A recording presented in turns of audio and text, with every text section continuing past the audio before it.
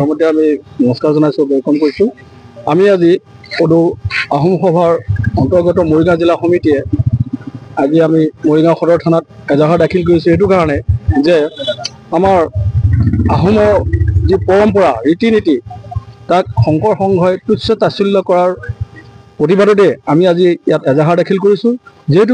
যিহেতুকে আমি ইয়াত ধৰ্ম প্ৰতিষ্ঠা আমি আহোম সভাৰ বা আহোমৰ ঐতিহ্য প্ৰতিষ্ঠা কৰিবৰ কাৰণে আহানা 600 বছৰীয়া ৰাজত্বৰ আমাৰ আহোমৰ ৰাজত্ব প্ৰতিষ্ঠা হৈ আছে, কিন্তু আমাক যি আমাৰ মেডাম মেফি বা চকলং বিবাহ কাৰ্য এইবিলাকে আমাৰ পবিত্ৰ অনুষ্ঠান, এই পবিত্ৰ অনুষ্ঠানক যেতিয়া এনেকৈ তুচ্ছ তাচ্ছিল্য কৰিব শংকৰ সংঘই তেওঁলোকৰ সংবিধান অনুসৰি, এইটোতো কেতিয়াও হ'ব নোৱাৰে। আমি সেইটোকে আঘাত পাই পেলাই আজি আমি মৰিগাঁও সদৰ থানাত আমি আজি এজাহাৰ দাখিল কৰিছোঁ। আৰু পলমকৈ আপোনালোকে এজাহাৰ দাখিল কৰা হয়, আমি ভাবিছিলোঁ কথাটো অকণমান হেৰি হৈ যাওক, খাম কাটিব, সকলোৱে মীমাংসা হওক। আমি দেখিছোঁ যে এজাহাৰ দিয়া কাৰ্যসূচী আমি ল'বলৈ কোনো কাৰণতে আমি বাধ্য নহওঁ, কিয়নো এজাহাৰ দিয়া কাৰ্যসূচী কাক দিয়ে সেইটো কথা আমি একেবাৰে নাভাবোঁ।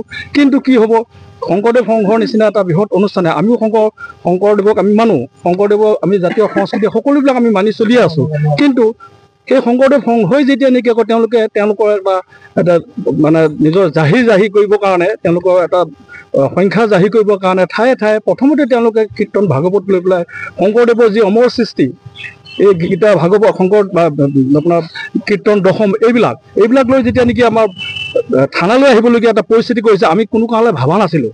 আমি দেখিছোঁ যে নাই নহয়, আমি যদি এনেকৈয়ে থাকোঁ আমাৰো অসুবিধা আহিব, এটা সময়ত আমাৰ অস্তিত্বই নাইকিয়া হৈ যাবগৈ।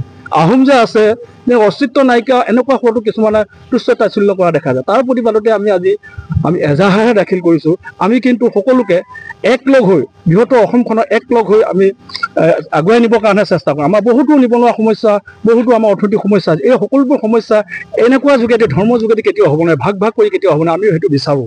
কিন্তু পদাধিকাৰ আছিলে কমলাকান্ত গগৈ। হয়, আজি এনেকুৱা বহু আহোমৰ আপোনালোকৰ জনগোষ্ঠীৰ বহু লোক আছে শংকৰ সংঘত, ইয়াৰ উপৰিও এখন সংবিধান, তেখেতক কি ক'ব আপুনি?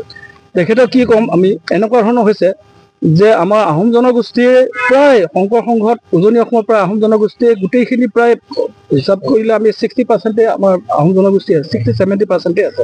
আমিও শংকৰদেৱৰ ধৰ্মীয় ৰীতি নীতি আমি মানি চলোঁ, কিন্তু তাত থাকিলেও বুলিয়ে আমাৰ পবিত্ৰ অনুষ্ঠান যি মেডাম এটা পবিত্ৰ, আমি উপৰিপুৰুষৰ শ্ৰাদ্ধৰ কাৰণে আমি স্মৰণ কৰোঁ প্ৰতি বছৰে, সেইখনতো যদি আমি ভাগ ল'বলৈ যাওঁতে আমি যদি সংস্কাৰিত হ'বলগীয়া হয়, এইটো কেনেধৰণৰ কথা হ'ব পাৰে? এইটো আমি কি বাৰ্তা দিম ৰাইজক? আমি সেইটো দুখ পাইছোঁ। এই দুখ পাই পেলাই আমি তেখেতসকলকো আমি মানে আগ্ৰহ প্ৰকাশ কৰিছোঁ যে তেওঁলোকো আগবাঢ়ি আহক, আহি পেলাই তেওঁলোকৰ কিবা সংবিধানত যদি কিবা ভুল ত্ৰুটি আছে, সংবিধান সংশোধন কৰা একো ডাঙৰ কথা নহয়। ভাৰতীয় সংবিধানখনে 150 বাৰ এনেকুৱা পৰ্যন্ত সংশোধন হৈছে। আমি সকলো সংবিধানৰ গণ্ডিৰ আয়তে আছোঁ, আৰু শংকৰদেৱ সংঘৰ যি সংবিধান সেইখনো আছে, আমাৰ টাই আহোম সভাৰ সংবিধানখনো আছে। সকলোবিলাক আমি সংবিধান সংশোধন কৰি আমি গোটেই বৃহত্তৰ অসমীয়া জাতিৰ যাতে একলগ হৈ যাব পাৰোঁ তাৰেহে আমি চিন্তা কৰোঁ। আমি কোনো বাদ বিবাদ আমাৰ সমাজত কেতিয়াও নিবিচাৰোঁ।